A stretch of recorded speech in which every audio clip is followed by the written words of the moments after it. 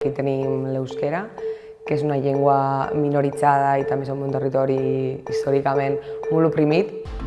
IGA és unes sigles que volen en euskera és Iztungasten Topaketa, que signifiquen trobada de llengües minoritzades de la ciutat de Gasteiz.